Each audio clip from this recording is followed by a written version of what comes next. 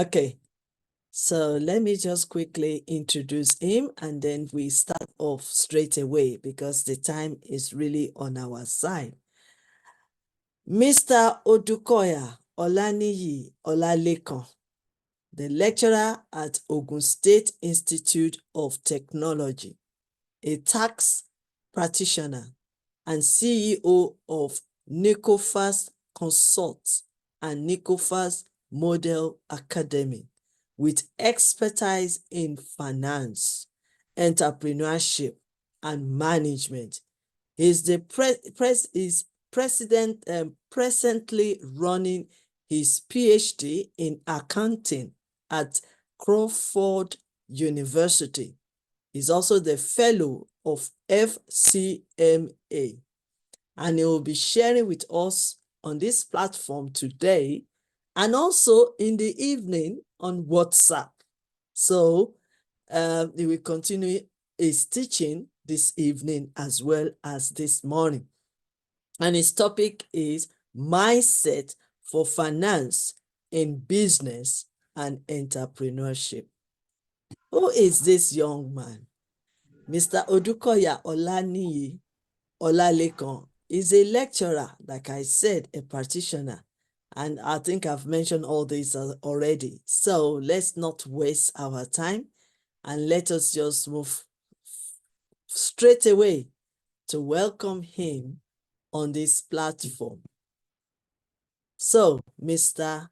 Olalekan Olaniyi from Nigeria, my very first mentee for the past 40 years. Here is your time to shine. Thank you very much, Ma, my queen. I cannot but thank you a lot. Just like you said, I think I need to draw your attention back. That was 1988, all the way from 1988. While in high school, you have always been there for me. I appreciate that. And very soon, I'm sure you will not be calling Olani, it will now be professor or doctor now. We give God the praise.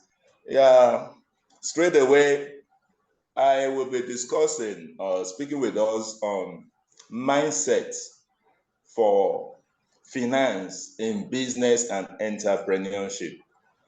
I think the first thing is that let's break it down. Finance, there's no way we go into business without having a deep understanding of finance. Now, finance play a vital role in the success of any business endeavor that we want to venture into. So we must have the right mindset towards our finance in order to succeed in any business we want to do.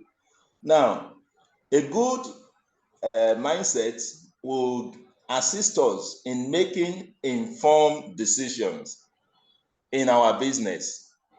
It will also assist in managing risk. It will assist in managing risk, and it also ensure sustainable growth for the business. I must state here that there is no business that does not have some risk, or you can call it inherent risk in it. That is, there are some risks that you cannot do without when you venture into a particular line of business. But you can manage it.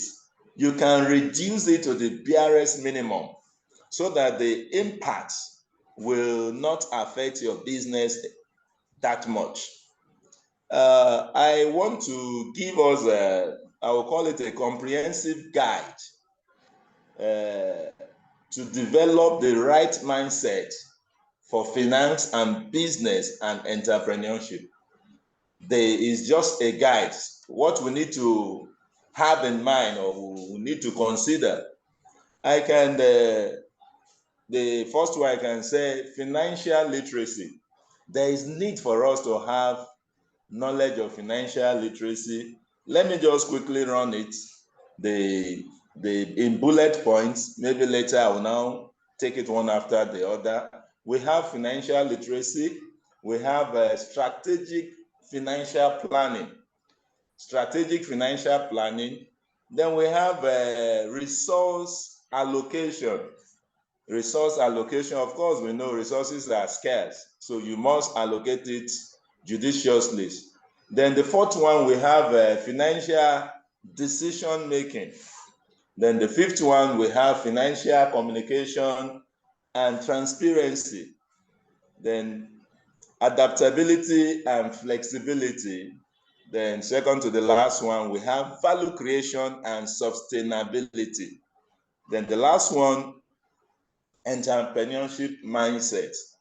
I think this my talk today will focus around these 8 points. In terms of financial literacy, what are we looking at in terms of financial literacy? As someone that wants to venture into business, there must be understanding of financial concepts. Yes, it is true you might not be accounting oriented, or you might even have a phobia, or you don't like calculation. But as long as you want to venture into business, you must have little understanding of some financial concepts. As an entrepreneur, you should strive to grab fundamental financial concepts. Fundamental in the sense, maybe concept on like cash flow. You should have a knowledge of cash flow so that you know how much are you investing, what are the likely return on the investment. To have knowledge of cash flow. Profit margin. How do you determine whether you are making headway or not? They should have knowledge of profit margin. And finally, return on investment, which they call ROI, and the financial statement. Your ability to analyze this little concept will assist in putting your business or giving your business an edge over others. So that the mere fact that there's an inflow into the business does not mean you are making profit. There could be an inflow while you have huge or high expenditure. It will consume the revenue or profit you're supposed to make. Then number 2 point is that we have a strategic financial planning. Now, for the survival of any business, of course, we know that the top management, the top management who are responsible for the strategic decision making, they play a major role. In fact, they are the ones saddled with the responsibility of putting the right policy in place. So under this strategic financial planning, you must be able to set a clear financial goal. This business I'm starting in X and X year or month, what do I intend to achieve from there? What do I expect? And this for our strategic financial planning, you can break it into short-term and long-term financial objective. And this your short or long-term financial objective must be in line, it must align with the overall business strategy. That business, what is your strategy? And you now break it, okay, within the first half year, I should be able to do X and X. So where you are not meeting up to the set target, then you can review yourself, cross-examine your operation, and look at where the deviation is occurring from. One of the major pitfalls in business is that where you are just operating without evaluating your performance. You must evaluate your performance. There must be KPI. You must know your key performance indicators. What are those things that will give me a clue or a sign whether I'm doing well or I'm not doing well? So all those will be considered under your strategic financial planning.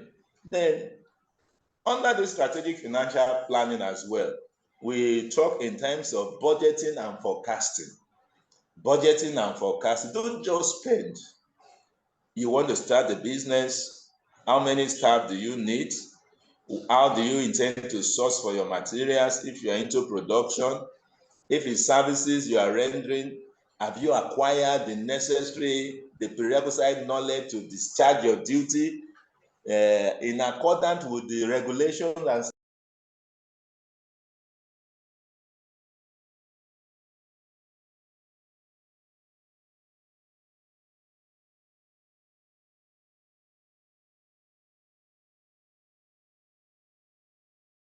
under this strategic financial planning as well, you talk risk management. Risk management, you must be able to manage risk. I must tell you for free that you cannot do business without risk showing up one way or the other. Risks will definitely come up, but you must be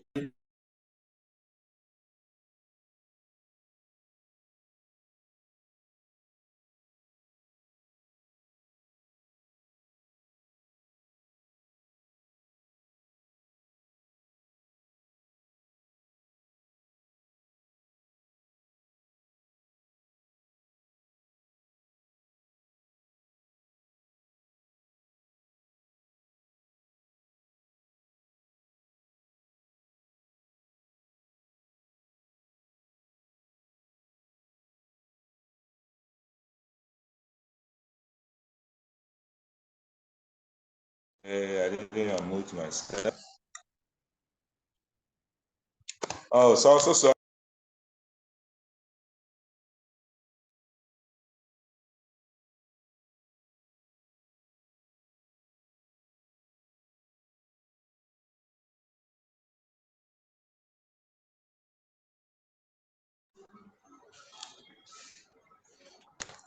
Okay, thank you. Sorry, I think I didn't unmute myself. But can you hear loud and clear now? So let me just quickly run it down. Hello. Okay, I was saying that in the mindset for finance in business, that finance is a key area that we must look at. Number one, that finance is very important in the survival of any business.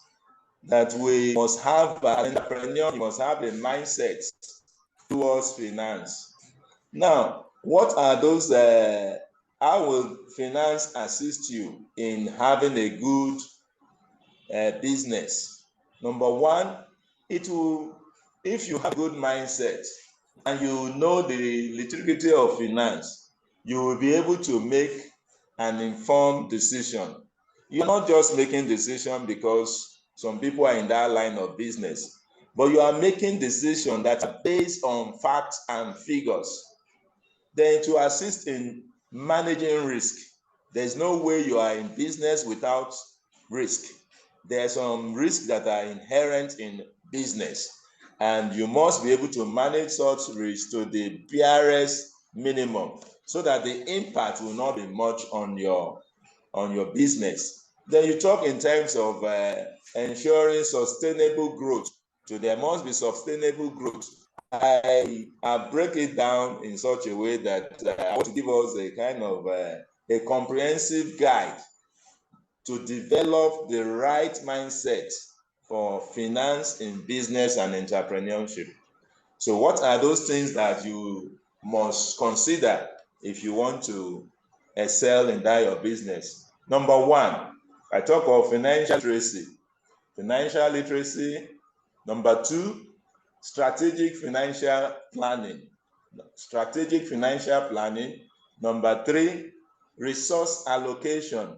Of course, we know resources are so scarce, so you must make sure that the one you are using, use it or invest it where you get the maximum return on investment. Then number four, you will have financial decision making. Whatever decision you are to make, you must make it based on fact and figure. Then number five, we have financial communication and transparency. Financial communication and transparency. Then adaptability and flexibility. Then number seven, value creation and sustainability. Then number eight, which is the last one, is entrepreneurship mindset. I did say earlier, even though I didn't know there was an issue with the audio, that I will concentrate my discussion on these 8 major points. On financial literacy, what are we expected to look at financial literacy? You might not be accounting oriented, you might not like figures, but as long as you want to venture into business, you must know some fundamental financial concepts. You must have knowledge. What are those concepts you need to know? Number one, you need to familiarize yourself with cash flow, in and out of cash. You must know a little about cash flow. You must know profit margin. You must know about profit margin, even return on investment and financial statement.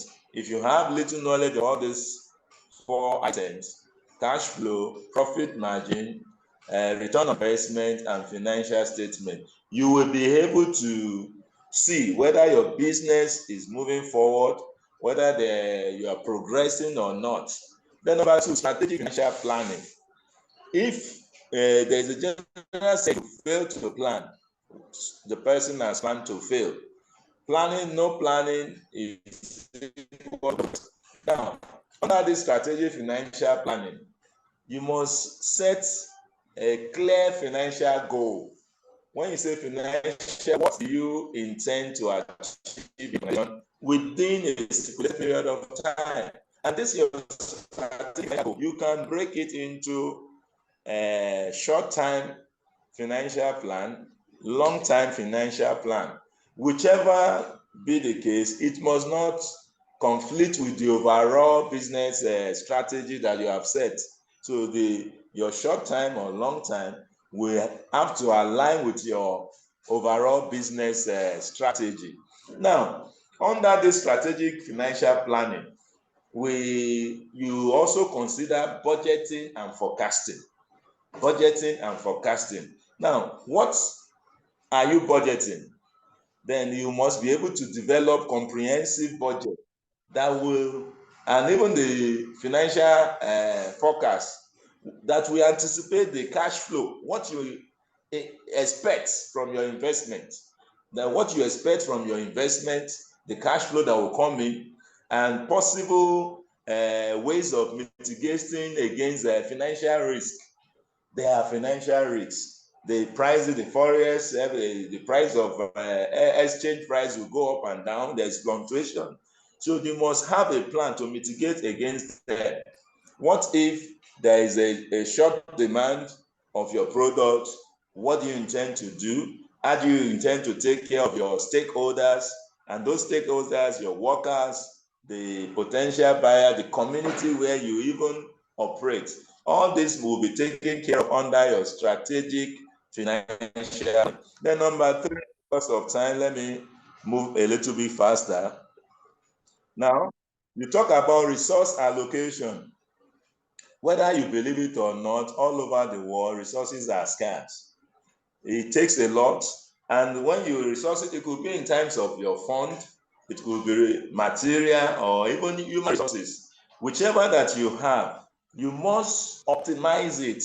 When we talk of optimization, it means getting the best out of the little you have. You optimize that and give us let me just use an example, like you have an orange and you want to extract the juice from it. If I use my hand to squeeze it, of course, I will still get some juice from it. But if you use a machine or a squeezer machine to do it, you get from it. So that is what we refer to in terms of resource allocation and optimization of that scarce resources. And under this resource allocation, you need to consider your cost control. I must tell you for free that it is possible for you to make more profit without necessarily increasing your sales. I'll give you a good example. Let's assume the sales for a particular year is just 10 million and your expenses for that year is 6 million. So when you subtract the 10 million from 6, you say you have a profit or a gain of 4 million.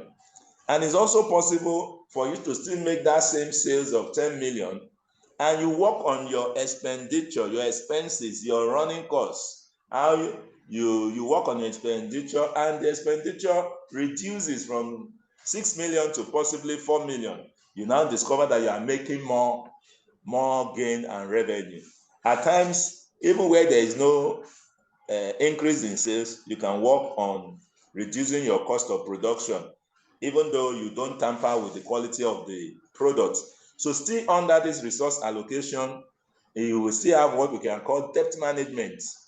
That is, you can utilize debt management strategy at times, because the source of funds, sometimes some commence business, you can get your personal savings, some go for soft loan from banks, even friends and family. You can find a way of managing it, so, and ensure that your debt to your equity ratio, they are not too high. What do we mean by equity ratio? The way, or even the managing interest costs. You can manage the interest costs. So all these things must be considered in business. Now, number 4, financial decision making. This is very important. There is no way you are in business without going to make financial decision. This financial decision making, I must tell you that it is data if you want to succeed in business. How do I mean, or what do I mean by data driven? You don't make financial decision without facts and figures, because if you make a silly mistake, it will cost the organization a lot. So there must be facts and figures. Financial decision must be based on facts and figures, meaning that as an entrepreneur, you must study the trend of invest in that your industry. You must know the current price, whatever is happening. You must update your knowledge. You must not be living in the past, otherwise you make wrong decision. It's possible for you to still have a knowledge about a particular thing and not knowing that maybe government policies or some other things have changed, and you are still living in the past, and you make decision based on that. Definitely the multiplier effect will be negative on your organization. And you don't make a financial decision based on intuition or emotion. No, you don't make it based on emotion. I'll give you a good example. I was listening to so many years ago. They has one African, then he was the most richest man in Africa, but he's dead now, Moshood Abiola, MKO. They asked him that, what does it take for somebody to be a wealthy man? He said on a TV live program, he said, you have to be wicked. The interviewer said, the presenter said, wicked? He said, yes. So please, can you expand for that? And he said there are some decisions you make as a business owner that may not be palatable or okay for others, but you have your reason of taking the decision. They might see it as a wicked decision, but you have to stand your ground because you have considered both qualitative and quantitative factors that will affect your business. So in financial decision, there is no sentiment. If you have a worker and you feel that the worker is a problem, is not contributing to the general recovery of your overhead, because is the one that is causing litigation for the organization, you don't put sentiment to such worker. You may have to let that worker go and pay the worker off so that your organization will be okay. There is no sentiment in business. As much as possible, if you can, once you avoid even family members as much as possible, or you give them limited role. Then finally, on that financial decision making, we have risk and risk assessment. Please, I want us to take note of this risk assessment. Now, you must be able to evaluate the potential risk and the reward of each financial decision that you want to embark on. There is a give and take. When you take a particular decision, there is an alternative that you forgot. An alternative forgone for a particular decision. So you must weigh it. and ensure that the organization risks, they are tolerant and will also lead to growth objective of the organization. So number 5, which is financial communication and transparency. Now, clear communication. Now, when we talk of clear communication, we are saying that it must foster open and transparent communication about your financial matters with your stakeholders. Your financial matter with your stakeholders. Who are these stakeholders? Those that invest in your organization, the employee, and even your partners, even your potential customer, they are also stakeholder. Be open. Let them know the component of whatever you are doing. If you are producing, of course, some standard organization will have it. You need to state the component of whatever you are doing. There's no hidden something anywhere. Be straight, okay, the quality is so, and so, and so. Let it be well spelled out. Then under this financial communication and transparency, we also have financial reporting. Now, this aspect of financial reporting differs from continent to continent. There's so many things that are different. But the major thing is that you must provide accurately financial reports, so that you can have an insight into performance and the financial health of your company. It must be accurate. Of course, we know there are contemporary issues as well in accounting. There are a lot of things that is coming up now. We talk of green accounting, integrated accounting, and environmental accounting. Even recently, we're talking of human resource accounting. We talk of business, we talk of everything, but we are not looking at the human beings that are working there. So these are just contemporary issues coming up in accounting. So, but that is not the subject for today, but that is just to give us a clue into it. Then we talk of adaptability and flexibility. As an entrepreneur, you must be able to adapt. You must not be too rigid. You must be flexible. If there are things you are not doing and you discover another thing that could help your business and it will make it to fly, as long as it will not have a negative impact on your fellow human being, you can adapt and make use of the method or the methodology, or in order to ensure that your business move on fine. Now, so and under this adaptability, there are a lot of things. And you don't have to experience it before you begin to use it. There is what is called simulation. Now, this simulation is like a make-believe, something that has not happened, then you assume it has happened. Then you now try to provide solution to it. Of course, looking at the technology we have today, there is a lot of AI, artificial intelligence, being used to run so many things now. But what we are saying is that as you are operating your business, if there is a new research, there's a new knowledge that will profit you, don't be too rigid. Try and adapt it where it is possible and where you are sure that it will not have a negative impact on your fellow human being. Then before I end up, I want to talk of the value creation and sustainability. Now, whatever we do as an entrepreneur must be able to add value. If you cannot add value to your generation, then you are not to be in business. So there must be what you are doing. Meaning that you must be able to prioritize your initiatives so that you only venture into what will create a long value for customers. Your long-term customers, for your shareholders, and other stakeholders, rather than just profit maximization. You should, of course, without profit, the organization will not survive. But at the same time, you must balance the profit maximization principle and the value creation principle.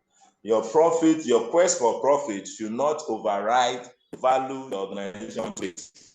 If your quest for profit is too high, that is what will lead to producing substandard products, which will have health implication or hazard to other human beings. Let me just later on sustainability, the last point, which is entrepreneurship, entrepreneurial mindset. Now, this sustainability, you see, sustainability, I'm talking about contemporary issues in that kind of.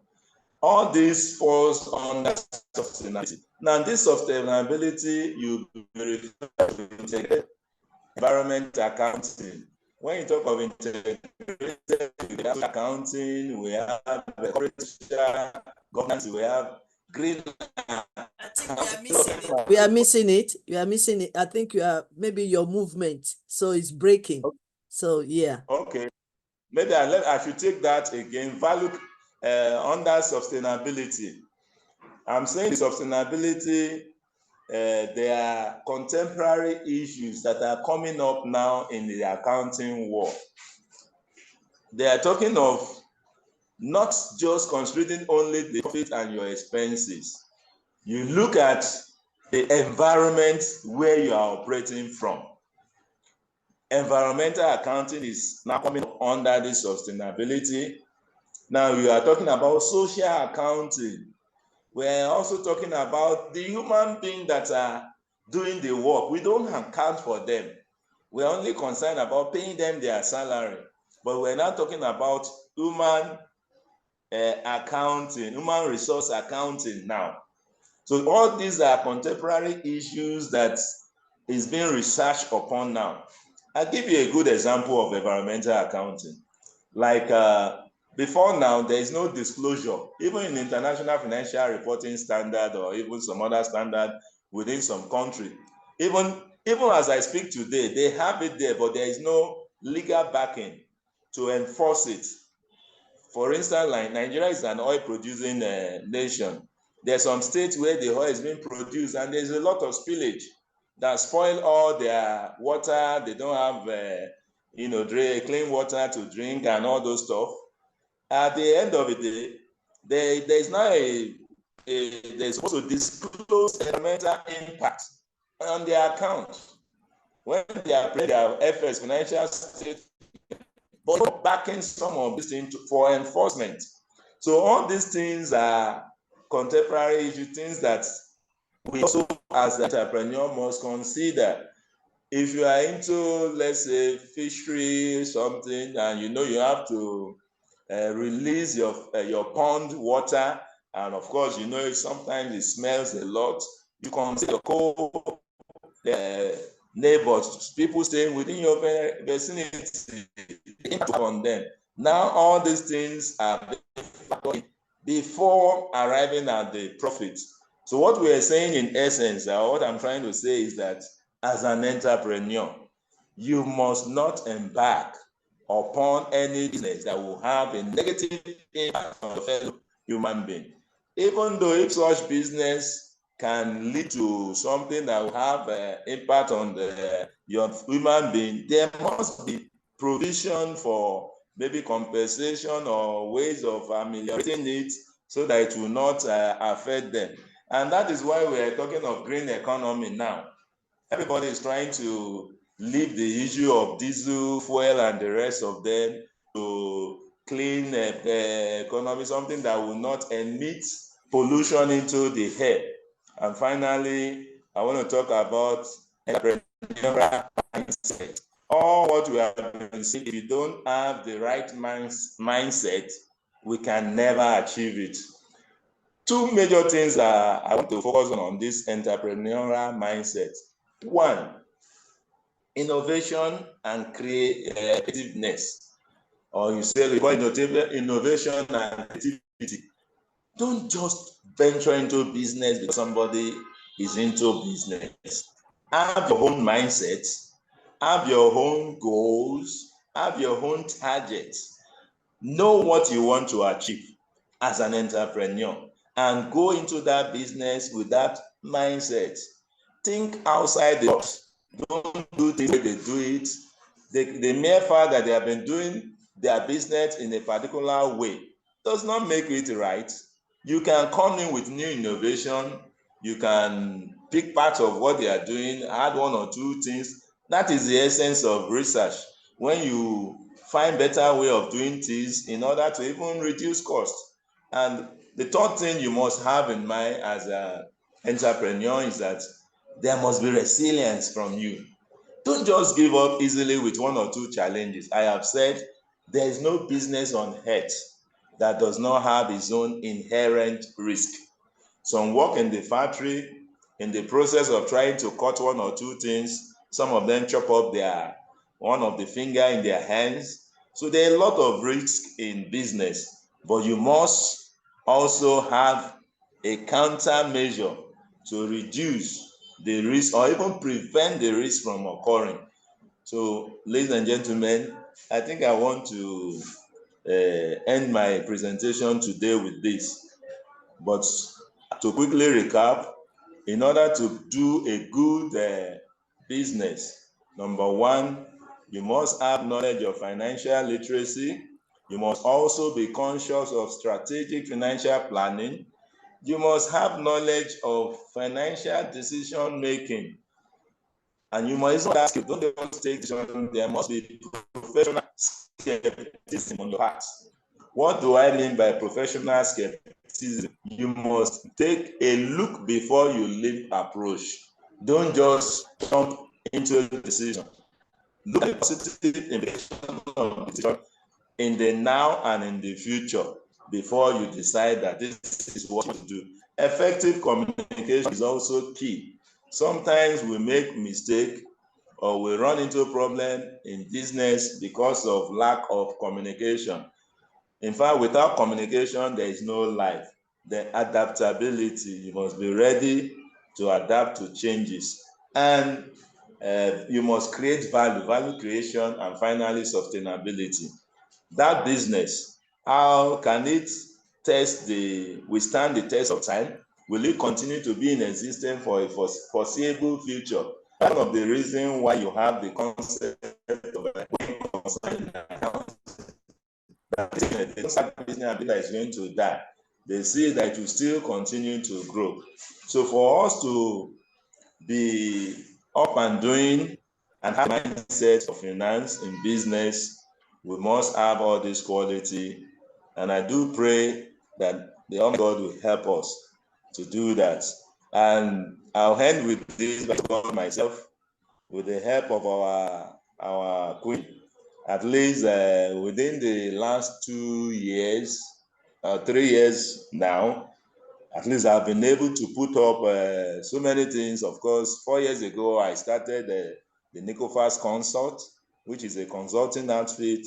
We also started the school, and we're doing well, even though there might be challenges, but you keep on pushing forward. And where you have issues, then you try and get people that know. Thank you very much, ladies and gentlemen. I will entertain questions at this point. Thank you. Thank you so much, Honorable Ambassador. Very soon is going to be Doctor. Olaniyi Odukoya, thank you so much for your great presentation this afternoon. We really appreciate it's already, still morning here, but afternoon in Nigeria. Thank you so much, sir. We really appreciate your time that you have to squeeze to quickly come out of your meetings and anything you are doing to come and present this very important topic to us.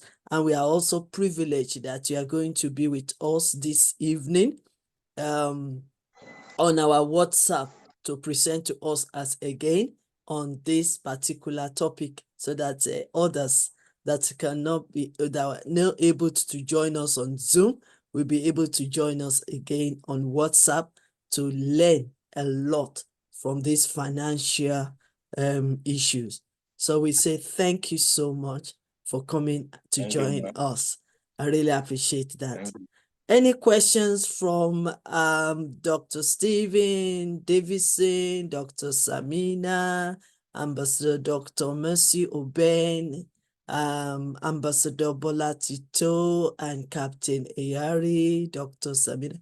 Any questions so far? Quickly, because we need to move on to the next speaker. Any questions? Do I have any questions? Thank you so much from the Facebook. Thank you for joining us. Tell us about risks. What kind of risks are possible in business? We should be understand and to how we can overcome the risk.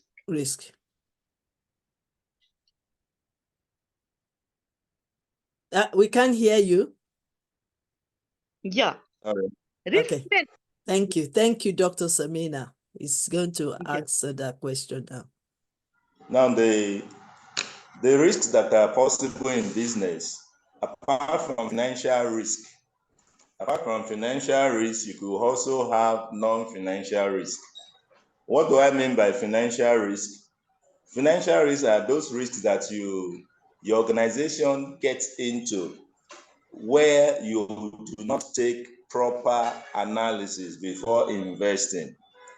For instance, you have not stabilized, you are not sure of the potential of your intending customer, and you put all your investment in one particular line of business.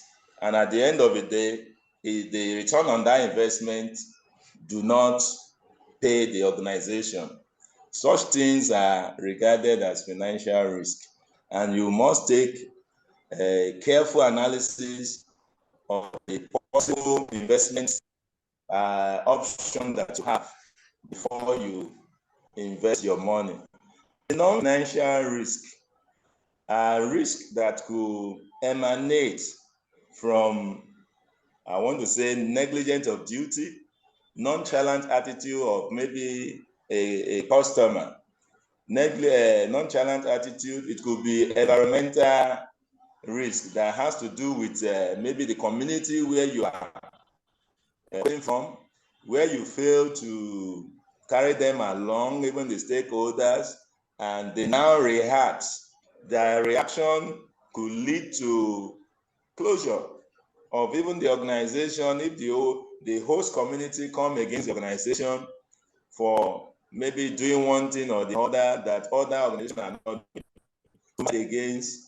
Non-financial risk, especially where the financial risk, the management team must ensure that money of they are holding in trust or by the stakeholders, money they invest, that they put it in the right profits. So those are the two major risks. Of course, we can break them down into different aspects, but major talk about financial risk and non-financial risk. Thank you so much. Thank you so much for your answers, and thank you so much, Dr. Samina, for your question. Yes, any other question again before we move on quickly? Right, any other question? No. Okay. All right. If there's any other questions after today, you can actually type it on the chat box, or you can send it to us and we will be able to answer your questions. The same the speaker will be speaking to us this evening on WhatsApp. So you can reserve your question again and then ask him so many questions during the evening section on WhatsApp. So once again, I want to say thank you so much, Ambassador Odukoya, for coming quickly to present financial aspect of business. Thank you so much. We really appreciate that. Thank you.